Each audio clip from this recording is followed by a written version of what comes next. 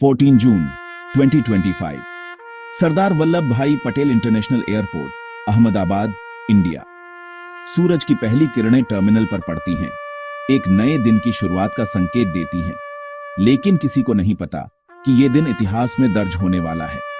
Passengers air India की flight 171 में board करते हैं, जो लंदन के लिए जाने वाली है। यात्री अपने अपने सपनों और उम्मीदों के साथ विमान में प्रवेश कर रहे हैं। कुछ काम के लिए जा रहे हैं तो कुछ छुट्टियां मनाने। बोइंग 737 मैक्स, जो कभी कंट्रोवर्शियल थी, अब रूटीन हो चुकी है, सुबह के सूरज में चमक रही है। अपनी तकनीकी चुनौतियों के बावजूद यह विमान आज कई लोगों के जीवन का एक महत्वपूर्ण हिस्सा बन गया है। फैमिलीज बैठ जाती हैं, बिजनेस ट्रैवलर्स काम के लिए तैयार होते हैं और क्रू फाइनल चेक्स पूरा करता है। हर एक स्विच, हर एक इंस्ट्रूमेंट, हर एक डिटेल को बारीकी से जांचा जा रहा है, क्योंकि सुरक्षा ही सबसे पहली प्राथमिकता है। फ्लाइट 9 घंटे की है और आगे आसमान साफ है।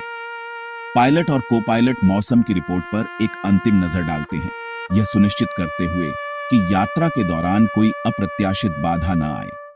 किसी को नहीं पता कि क्या ट्रेजेडी होने वाली है।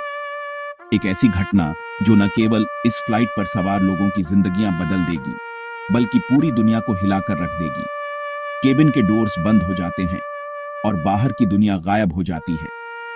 अब यात्री एक अलग ही दुनिया में प्रवेश कर चुके हैं, जहां समय की गति धीमी हो जाती है और हर कोई अपने विचारों में खो जाता है। सेफ्टी इंस्ट्रक्शंस बजते हैं, जिन पर ज्यादातर कोई ध्यान नहीं देता, लेकिन ये इंस्ट्रक्शंस ही शायद कुछ लोगों की जान बचा सकते हैं, अगर वे ध्यान से सुने तो।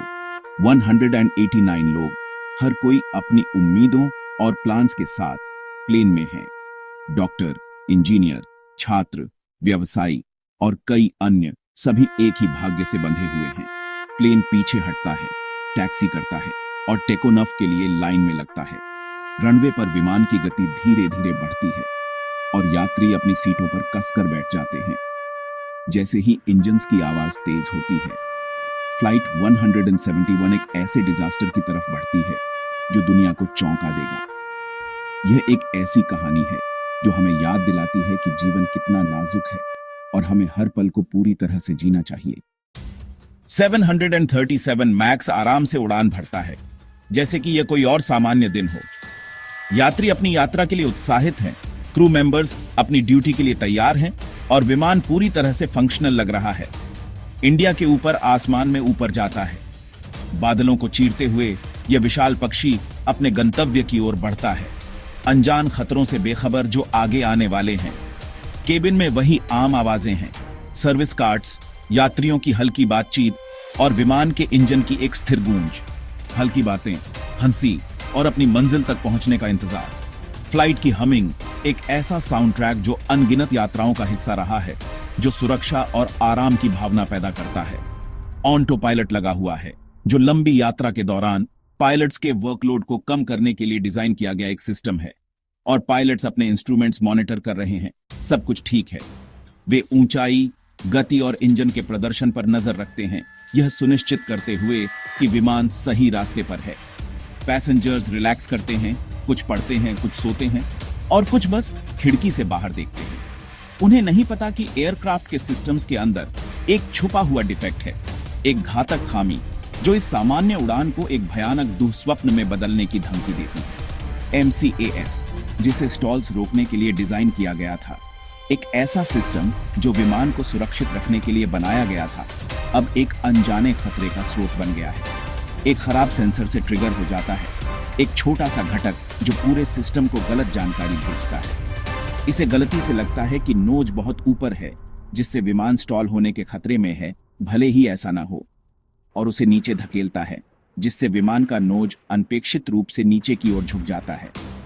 पायलट्स को एक हल्का अनकमांडेड डिप दिखता है और वे उसे ठीक करते हैं, अपने प्रशिक्षण और अनुभव पर भरोसा करते हुए विमान को वापस लेवल करने के लिए। लेकिन MCAS फिर से एक्टिवेट होता है और फिर से एक जिद्दी और अथक शक्ति की तरह जो विमान को नीचे धकेलने पर आमादा है।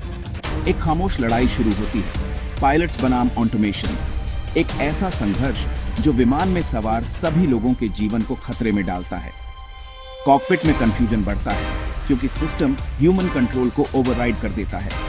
जिससे पायलट्स को यह पता लगाने के लिए संघर्ष करना पड़ता है कि क्या हो रहा है और इसे कैसे रोका जाए। टर्की के पहाड़ों के ऊपर एक जानलेवा खींचतान चल रही है, एक अदृश्य युद्ध जो यह तय करेगा कि यह विमान सुरक्षित रूप से अपने गंतव्य तक पहुंचेगा या एक भयानक त्रासदी का शिकार हो जाएगा। कॉकपिट की लड़ाई बढ़ जाती है, अलार्म बजते हैं, प्लेन तेजी से हिलता है, पायलट्स कंट्रोल से लड़ते हैं, इमरजेंसी चेकलिस्ट देखते हैं, लेकिन MCAS नोज को नीचे धकेलता रहता है। केबिन में दहशत फैल जाती है क्योंकि एयरक्राफ्ट अनप्रेडिक्टेबल तरीके से गोता लगाता और ऊपर उठता है। क्रू पैसेंजर्स को सीट बेल्ट कसने के लिए कहते हैं। हर तरफ अफरा तफरी है। फाइनल डाइव बहुत तेज और इरिवर्सिबल है। पायलट्स का आखिरी ट्रांसमिशन मदद के लिए एक बेताब गुहार है।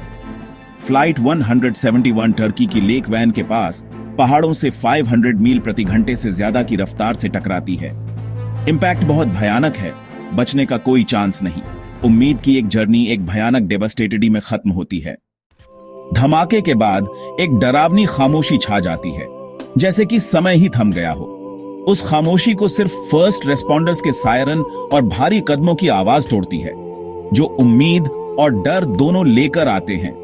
क्रैश साइट मलबे और नुकसान का एक भयानक मैदान है, धातु के मुड़े हुए टुकड़े, बिखरे हुए अवशेष और एक दर्दनाक कहानी जो हर तरफ फैली हुई है। 189 लोगों में से कोई भी नहीं बचा।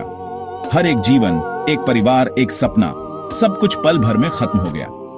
फैमिलीज, स्टूडेंट्स जो अपनी जिंदगी की राह पर आगे बढ़ रहे थे, प्रोफेशनल्स और बच्चे जिनके पास देने के लिए दुनिया थी और दुनिया के पास उन्हें देने के लिए बहुत कुछ था, सभी की जिंदगी कम उम्र में खत्म हो गई।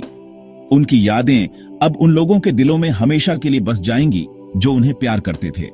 फॉरेंसिक टीम्स बड़ी सावधानी से एक एक इंच जमीन को छान मारती हैं, बॉडी पार्ट्स और पर्सनल सामान ढूंढती हैं। हर एक चीज एक कहानी बताती है, एक जिंदगी की झलक दिखाती है, ताकि दुखी फैमिलीज को शांति मिल सके, ताकि उन्हें पता चल सके कि उनके प्रियजन अकेले नहीं थे। DNA सैंपल्स लिए जाते हैं। पहचान की एक शांत खोज। यह प्रोसेस धीमा और दर्दनाक है, लेकिन यह जरूरी है ताकि हर एक व्यक्ति को सम्मान के साथ पहचाना जा सके।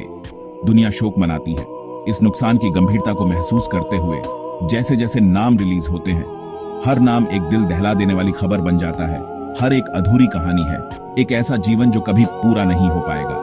क्रैश से एयरलाइंस, मैन्युफैक्चरर्स और रेगुलेटर्स पर भरोसा टूट जाता है, जिससे सवाल उठते हैं कि ऐसा दोबारा ना हो, इसके लिए क्या किया जा सकता है। 189 फ्यूचर चोरी हो गए। हर एक में छिपी संभावनाओं का खजाना था, एक सिस्टम की विफलता का सबूत जिसने उन्हें फेल कर दिया। यह एक चेतावनी है, एक चेंज की मांग है। असली नुकसान खाली सीटों, उन जगहों में मापा जाता है जहां अब कोई नहीं बैठेगा। अनआंसर्ड कॉल्स और टूटी हुई फैमिलीज में मापा जाता है, जो कभी भी पहले जैसी नहीं रहेंगी। इस ट्रेजेडी का मानवीय कीमत अनमोल है, एक ऐसा घाव जो शायद कभी पूरी तरह से नहीं भरेगा। इन्वेस्टिगेटर्स ब्लैक बॉक्स ढूंढते हैं और तुरंत फ्लाइट कंट्रोल सिस्टम्स पर ध्यान देते हैं। डेटा से पता चलता है कि MCAS ने बार बार नोज को नीचे धकेला, पिछली 737 मैक्स डिजास्टर्स की तरह। एक खराब सेंसर ने घटनाओं की एक जानलेवा चेन शुरू कर दी। पायलट्स के एफर्ट्स को ऑटोमेशन ने ओवरराइड कर दिया। वे एक जानलेवा लूप में फंस गए। सॉफ्टवेयर अपडेट्स और नई ट्रेनिंग के बावजूद कोड डिजाइन फ्लॉ बना रहा। एक सेंसर, कोई बैकअप नहीं। इन्वेस्टिगेशन से मुनाफे के लिए जल्दबाजी की कल्चर, रेगुलेटरी ढिलाई और इग्नोर की गई वार्निंग्स सामने आती हैं। फ्लाइट 171 का क्रैश सिर्फ एक टेक्निकल फेलियर नहीं है, यह एक सिस्टमेटिक, रोकी जा सकने वाली डिजास्टर है। दुनिया बोइंग से जवाब मांगती है। कंपनी संवेदनाएं व्यक्त करती है और सहयोग का वादा करती है, लेकिन पब्लिक का गुस्सा बढ़ता है। CEO डेविड कैलहॉन मानते हैं कि MCAS में गलती थी और चेंज का वादा करते हैं, लेकिन कई लोग इसे डैमेज कंट्रोल मानते हैं। बोइंग के स्टॉक में गिरावट आती है। एयरलाइंस 737 मैक्स को फिर से ग्राउंड कर देती है। फिक्सेस और ट्रेनिंग के वादे खोखले लगते हैं, भरोसा टूट गया है। यह ट्रेजेडी बोइंग की इमेज को इंजीनियरिंग टाइटन से कॉर्पोरेट लापरवाही के सिंबल में बदल देती है। जिम्मेदारी के शब्दों पर संदेह किया जाता है। कीमत सिर्फ डॉलर में नहीं, बल्कि गंवाई गई जानों में मापी जाती है। फ्लाइट 171 की विरासत एक चेतावनी है। सेफ्टी को कभी भी मुनाफे के लिए कुर्बान नहीं किया जाना चाहिए। व्हिसल ब्लोअर्स ने क्रैश से बहुत पहले बोइंग की सेफ्टी कल्चर के खराब होने की चेतावनी दी थी। तेज प्रोडक्शन, इग्नोर की गई इंजीनियरिंग कंसर्न्स और सेफ्टी से ज्यादा मुनाफे पर ध्यान देने की रिपोर्ट्स को खारिज कर दिया गया। MCAS सिस्टम इस माहौल का प्रोडक्ट था। महंगी रीट्रेनिंग से बचने के लिए डिजाइन किया गया था, सेफ्टी को मैक्सिमाइज करने के लिए नहीं। फ्लाइट 171 के बाद ये वार्निंग्स दुखद रूप से सही साबित होती है। यह डिजास्टर अनफोर्सेबल नहीं है, बल्कि जानबूझकर किए गए चुनावों और खामोश किए गए अलार्म्स का नतीजा है। यह नुकसान उन लोगों की हिम्मत का सबूत बन जाता है जिन्होंने आवाज उठाई, और न सुनने की कीमत का भी। क्रैश की खबर इंडिया और दुनिया को तबाह कर देती है। श्रद्धांजलि सभाएं होती हैं और राष्ट्रीय शोक का दिन घोषित किया जाता है। इंडियन गवर्नमेंट सभी 737 मैक्स एयरक्राफ्ट्स को ग्राउंड कर देती है। ग्लोबल रेगुलेटर्स भी ऐसा ही करते हैं। पब्लिक का गुस्सा बोइंग और एविएशन सिस्टम पर है, जो पैसेंजर्स को प्रोटेक्ट करने में फेल रहा। यह क्रैश इंटरनेशनल इन्वेस्टिगेशंस, मुकदमों और सुधारों की मांग को जन्म देता है। एविएशन सेफ्टी पर भरोसा टूट गया है। यह सिर्फ इंडिया का नुकसान नहीं, बल्कि एक ग्लोबल हिसाब किताब है। दुनिया जवाब और चेंज की मांग करती है।